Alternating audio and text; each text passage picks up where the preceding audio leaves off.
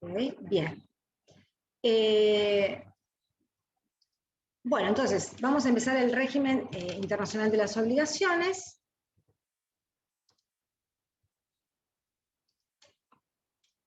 Y vamos a hablar, entonces, en una primera fase de la clase de las obligaciones que nacen a través de un contrato, por una convención, y que vamos a encontrar dos modalidades, ¿no? Los contratos entre presentes, personas que están presentes, donde hay una inmediación, y contratos entre ausentes o a distancia, como por ejemplo los contratos electrónicos, ¿no? Y las obligaciones que son nacidas sin convención son las que se denominan ex lege, ¿no? O sea, son aquellas que están vinculadas a un gran abanico de situaciones que generan un daño o una responsabilidad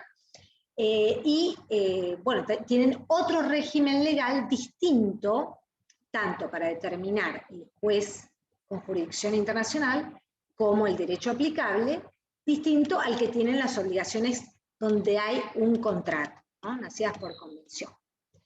Bueno, entonces, acá vamos a ver entonces, dentro de las obligaciones contractuales, lo que nos importa para el derecho internacional privado, que es la jurisdicción y la ley aplicable a los contratos.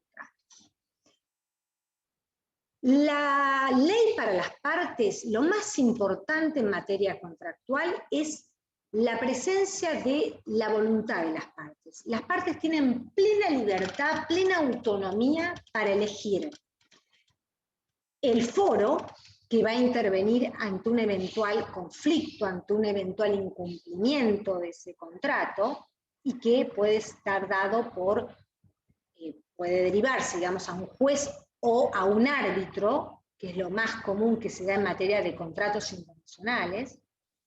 Y también pueden elegir el contenido del contrato, pueden elegir las distintas disposiciones, pueden elegir inclusive que el contrato se rija por derechos diferentes de distintos estados. ¿Sí? Hay plena autonomía frente a eso, salvo determinados límites, que ahora los veremos. ¿Cuáles han sido las fuentes en la materia, digamos, que regulan el tema contractual internacional? El proyecto Goldschmidt, muy importante, del año 2003, la Convención de Roma de 1980 sobre ley aplicable a las obligaciones contractuales, que no fue todavía ratificado por Argentina, pero que, bueno, puede ser de inminente incorporación. Todo lo que son los principios de UNIDROIT sobre contratos comerciales internacionales de los distintos años, 1994, 2004, 2010. La Convención de Viena sobre compraventa internacional de mercaderías, que ha sido ratificado por la República Argentina y que contiene disposiciones en materia de contractuales, ¿no? de compraventa. La CIDIP 5 sobre, dentro del ámbito de la OEA, de contratos internacionales, que no fue tampoco ratificado por Argentina, pero que puede ser ratificada en cualquier momento. Los tratados de derecho civil internacional de Montevideo del 89 y del 40, con disposiciones muy similares y con los protocolos que los enriquecen y le dan acompañamiento, que son los protocolos adicionales. Y dentro del ámbito mercosuriano tenemos el protocolo de Buenos Aires sobre jurisdicción internacional en materia contractual, ¿sí? Que fue ratificado por la República Argentina y tiene vigencia. Bien, el tema de determinar cuándo hay un contrato internacional, cuándo hay una internacionalidad del contrato, no ha sido, digamos, ha tenido distintas posturas de cuándo determinar que hay un contrato internacional, ¿no? Tradicionalmente se entendía que había un contrato internacional cuando el lugar de celebración se encontraba en un estado y el lugar de ejecución o de cumplimiento se encontraba en otro estado, ¿sí? Pero luego las propias características de los contratos internacionales hicieron que se ampliara la definición, ¿no? Y cualquier relación jurídica contractual, digamos, que tenga caracteres de distintos ordenamientos jurídicos, le va a dar a internacionalidad. Por ejemplo, que los domicilios de las partes contratantes se encuentren en lugares diferentes al momento de celebración del contrato, por ejemplo. Y actualmente lo que se toma como más cierto o como conexión eficaz o elección eficaz, digamos, del contrato, es la función económica. Es decir, cuál es el objetivo de ese contrato internacional y dónde existen esos contactos razonables, esos contactos objetivos entre dos o más sistemas jurídicos nacionales para... Profesora, perdón. Sí. Hay compañeros que dicen que están esperando que los admita, ¿puede ser? A ver. Ah, ok.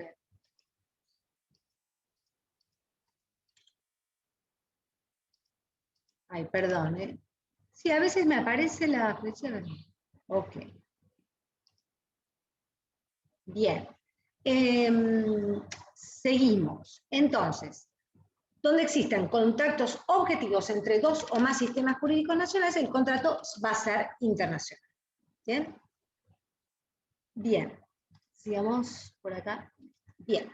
Entonces, lo que hacemos en un contrato internacional, cuando, digamos, no hay esta voluntad de las partes expresada, ¿no?, frente a un eventual conflicto que suceda, donde no se definió ni cuál va a ser el juez o árbitro que intervenga, ni tampoco el derecho aplicable, lo que hace es buscar, digamos, localizarlo, situar ese contrato para determinar cuál va a ser el juez con jurisdicción internacional y cuál va a ser el derecho que se aplique para resolver ese caso internacional, generalmente vinculado con un incumplimiento contractual, ¿no? Entonces, siempre se apunta al derecho que tenga vínculos más estrechos con ese contrato, ¿no? Donde haya una conexión más próxima. ¿Y cómo determino esa conexión más próxima? Teniendo en cuenta la prestación más característica de ese contrato, ¿no? O sea, por ejemplo, en un contrato de compraventa de mercadería, bueno, es el tema, la mercadería, la entrega de la mercadería frente al pago sería algo característico de ese contrato como para situar ante un eventual conflicto y ante no existir la voluntad expresa de las partes de poder situarlo. Entonces, en los casos de los contratos, como habíamos marcado, en materia de jurisdicción internacional y ley aplicable, siempre tenemos la autonomía de la voluntad conflictual y material. Las partes deciden ante un eventual conflicto quién lo va a resolver, juez o árbitro, y material deciden el contenido del contrato y deciden cuál va a ser el derecho aplicable a ese contrato internacional. La tesis conductista o de interpretación de la voluntad pasiva se da cuando las partes no han elegido en forma expresa jurisdicción y ley. Entonces ahí interviene esta tesis o esta teoría que intenta interpretar esa voluntad que no fue expresada en forma fehaciente por las partes. ¿Sí? Bueno. ¿Cuáles son las fuentes? Profesora, en ese caso, ¿se va a localizar el contrato para ver, digamos, cuál es el derecho aplicable? Exactamente. Ah, está bien. ¿Cuál va a ser el derecho aplicable? Necesitamos dilucidar cómo lo vamos a resolver. Pero para eso necesitamos los vínculos más estrechos, ubicar el situs contractual razonable, eficaz, no puede ser un disparate, ¿sí? Tiene que estar vinculado con esa naturaleza del contrato, ¿no? Para evitar situaciones abusivas, situaciones de vulneración del acceso a la justicia de una de las partes y demás. En materia de jurisdicción y en materia de ley aplicable. ¿Qué tenemos vigente para la Argentina? El Tratado de Derecho Civil Internacional de Montevideo del 40, el del 89 también lo tenemos, que nos vincula, digamos, con Perú y Bolivia, pero tiene disposiciones muy similares. Solamente hay una diferencia con el Tratado del 40, porque regula el contrato de permuta, cosa que el del 40 no lo contiene, y el del 40 contiene el contrato de beneficencia, que el del 89 no lo contiene. Pero ambos dos tienen el mismo criterio de solución sobre la base de la teoría del paralelismo, que ya habíamos dicho que funcionaba en estos tratados, y siempre va a atender a a la materia objeto del juicio para radicar el juez que va a entender en el caso y el derecho aplicable, ¿no? En el derecho aplicable va a tomar el lugar de ejecución y como conexión subsidiaria, como veremos, el domicilio del demandante. Pero ahora vamos a llegar. El Protocolo de Buenos Aires a nivel mercosuriano tenemos sobre jurisdicción internacional en materia contractual, también ratificado por Argentina, la CIDIP sobre derecho aplicable a las obligaciones contractuales, que no fue ratificada, pero que nos sirve a un juez argentino como criterio interpretativo, ¿no? de un caso, de una relación jurídica internacional contractual que se le presente. El Convenio de Roma, que también tiene disposiciones sobre obligaciones contractuales, que tampoco fue ratificado, pero que sirve para nutrir a quien tiene que resolver el caso. En el Código Civil y Comercial tienen que saber estos artículos, algunos que ya los habíamos dado cuando dimos jurisdicción, que básicamente está en la parte general, en el capítulo 2, jurisdicción internacional, los artículos que se dedican a la prórroga de jurisdicción. Primero, el 2601 nos habla de las fuentes de jurisdicción, donde nos va a mencionar a los acuerdos de elección de foro, ahora lo vamos a ver, y los artículos relativos a prórroga de jurisdicción. Prórroga de jurisdicción es elijo el foro, las partes eligen el foro de común acuerdo. Y vamos a encontrar secciones especiales como la sección 11, relativas a contratos, en general, todo tipo de contratos, y la sección 3, sección 12, contratos de consumo, que es algo bastante novedoso, que esté regulado como una disposición de derecho internacional privado, pero que es muy importante que aparezca, porque sabemos perfectamente que nosotros desde un escritorio y a través de una página web podemos hacer contratos y generalmente nosotros estamos ubicados en nuestra calidad de consumidores. Por eso que merezca, digamos, un tratamiento especial a nivel de disposiciones de derecho internacional privado, es muy importante que esté, y es novedoso. Bueno, repasemos un poco lo que habíamos dado en los primeros encuentros. Cuando hablamos de jurisdicción internacional, el artículo 2601 nos refería básicamente a las fuentes de jurisdicción, ¿no? Hay como una suerte de jerarquía de fuentes de jurisdicción, ¿no? Los jueces argentinos, no mediando tratados internacionales, que es digamos, la fuente jerárquicamente superior, y ante la ausencia de acuerdos de elección de foro, ¿no? de las partes en materias que son disponibles para la prórroga de jurisdicción, ya vamos a ver cuáles son las materias que permiten la prórroga, la elección del foro, se atribuye conforme a las reglas del presente código y a las leyes especiales que sean de aplicación. O sea que el Código Civil y otras leyes especiales, ¿a qué se está refiriendo? Por ejemplo, a leyes que prevén normas de jurisdicción internacional, pero que no están en el Código Civil y Comercial. Por ejemplo, la ley de quiebras, ¿no? Cuando prevé la quiebra internacional y determina normas atributivas de jurisdicción en materia de quiebra internacional, por ponerles un ejemplo. Entonces, lo primero que tenemos es la jurisdicción que nace de un tratado internacional, y si hay un acuerdo de elección de foro en materia disponible, eso también es prioritario, y luego se aplicará el Código Civil y Comercial para buscar la jurisdicción internacional, o las leyes que tengan argentinas, ¿no? Leyes especiales que contengan normas atributivas de jurisdicción. Seguimos. Haciendo un repaso de la prórroga, habíamos marcado que el artículo 2605 nos decía que en materia patrimonial e internacional, nos veremos 10 minutos, las partes están facultadas para prorrogar jurisdicción en jueces o árbitros fuera de la República, ¿no? O sea que necesitamos primero definir la naturaleza patrimonial de un contrato, es decir, en el caso que un contrato tiene naturaleza disponible patrimonial y tiene que ser internacional, ¿no?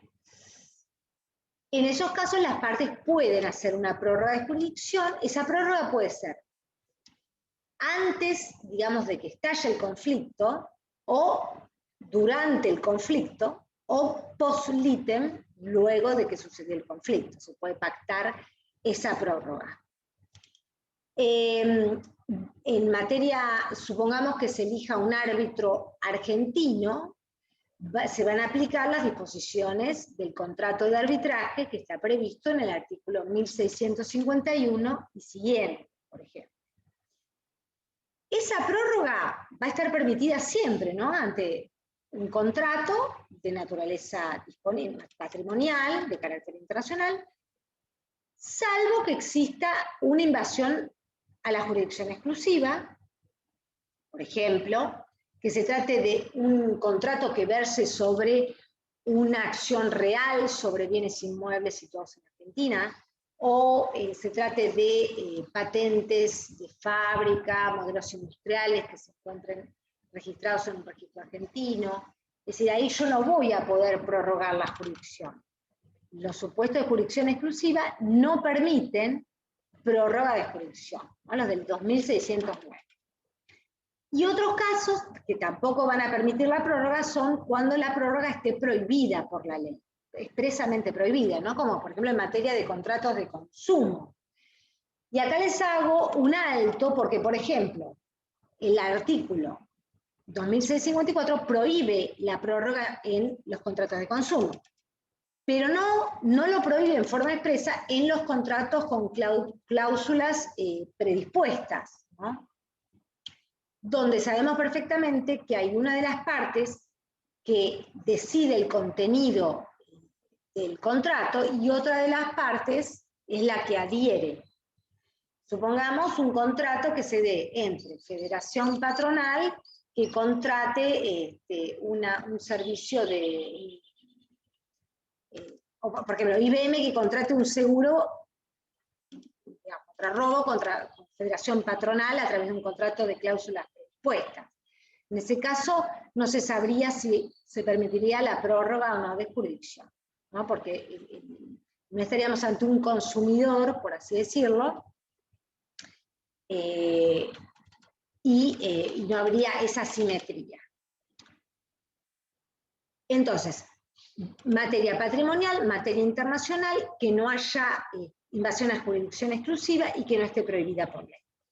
El artículo 56 del Tratado de Derechos Civiles de Montevideo del 40 nos habla de que permite prórroga de jurisdicción, o sea que las partes acuerden una elección de foro para derechos personales patrimoniales. La materia tiene que ser derechos personales patrimoniales, tiene que ser post-litem, es decir, una vez que estalló el conflicto, y una vez que, digamos, la voluntad del demandado, el que va a ser demandado, tiene que ser expresa. La prórroga tiene que haber aceptado expresamente la prórroga. No se permite la prórroga ficta o la prórroga tácita, que sí está permitida en el Código Civil y Comercial del 2015. El Protocolo de Buenos Aires, el Protocolo mercosuriano, también acepta la posibilidad de elegir el foro, ¿no?, de jurisdicción, la jurisdicción por las partes, y también en materias patrimoniales, internacionales, y determina una jurisdicción de tipo subsidiaria, cuando no hay acuerdo de elección de foro, tomando como juez con jurisdicción internacional el del cumplimiento del contrato. Y califica que es cumplimiento del contrato donde deba ser cumplida la obligación que sirve de base a la demanda. ¿Sí? Como no define prestación característica por la época de creación de este protocolo, pero en realidad podría ser interpretado como la prestación característica o la obligación que sirve de base a la demanda, ¿no? O sea, se incumplió la entrega de la mercadería y entonces, bueno, el lugar de cumplimiento era el lugar de entrega de la mercadería y es ahí, ante ese juez de ese lugar, donde debe interponerse la acción. Bien. Los recados, bueno, ya los habíamos un poco adelantado, pero los reforzamos. Tiene que ser, yo puedo acordar la elección de un foro cuando en un juez o en un árbitro extranjero, ¿sí? O puede ser argentino también, pero por ejemplo en materia de navegación, contratos de compraventa de mercaderías a través de empresas navieras, ¿no? Generalmente se eligen foros neutros, por ejemplo, o foros especializados, jueces especializados en la materia, por ejemplo, los jueces ingleses tienen mucha experiencia en este tipo de compraventas, y entonces, bueno, las partes muchas veces deciden ese tipo de foro especializado ante un eventual conflicto. Pero bueno, como decimos, esos acuerdos tienen que ser para asuntos patrimoniales, tienen que ser supuestos internacionales, y siempre, bueno, se prorroga a favor de jueces o de árbitros, y aplicamos las disposiciones del Código Civil y Comercial a partir del artículo 1651, cuando se trata de un árbitro argentino. En cuanto a los límites, dijimos nuevamente, jurisdicción argentina exclusiva, los tres supuestos que menciona el artículo 2609. Yo no puedo hacer un contrato, si no puedo elegir un foro diferente al juez argentino cuando se trate de digamos, un contrato que verse sobre derechos reales, sobre bienes inmuebles situados en Argentina. No puedo elegir un juez inglés frente a un eventual conflicto, o un juez o un árbitro de otro país, porque hay una cuestión de orden público que hace que esta materia sea sensible para la jurisdicción argentina y debe resolverla un juez argentino. Lo mismo en materia de validez o nulidad de todo lo que son las inscripciones practicadas en registros públicos argentinos, y todo lo que hace a la propiedad intelectual, ¿no? Patentes de fábrica, cuando el depósito se hace en Argentina. Como dijimos, el otro límite es la prohibición expresa de la prórroga para los contratos de consumo. Y esto para proteger a la parte débil, que es el consumidor, que generalmente lo que hace es aceptar el contenido, las cláusulas predispuestas que crea, digamos, la parte fuerte del negocio. Bien. Como dijimos, bueno, hay una exclusividad en la elección del foro. Una vez que las partes eligen el foro, bueno, este es exclusivo. No se puede decir, bueno, pero no, había una norma atributiva de jurisdicción que decía que el juez que tenía que intervenir era otro, ¿no? Era el juez argentino. Excepto que las dos se pongan de acuerdo, haya como otro acuerdo de voluntad, y digan expresamente lo contrario. Pero en principio, una vez que elegimos el foro, este es exclusivo, ¿no? No se pueden aplicar otras normas atributivas de jurisdicción. Como habíamos dicho, la gran crítica era las modalidades, ¿no? La modalidad expresa y la modalidad tácita. En la expresa requerimos convenio por escrito.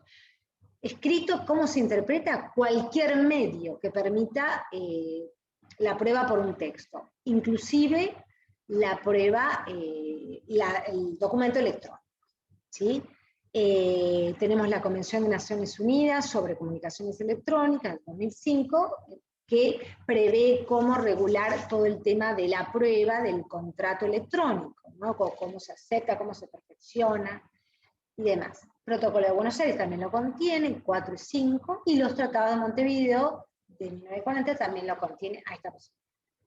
La prórroga tácita, como dijimos, el actor, al entablar la demanda, convalida una jurisdicción. Y el demandado, cuando contesta la demanda, deja de hacerlo u oponga excepciones sin articular la declinatoria. Aquí habíamos mostrado que el dejar de hacerlo podía llevar a un abuso del derecho y aceptar jurisdicciones exorbitantes y un capricho por parte del actor que interpone la acción ante un juez claramente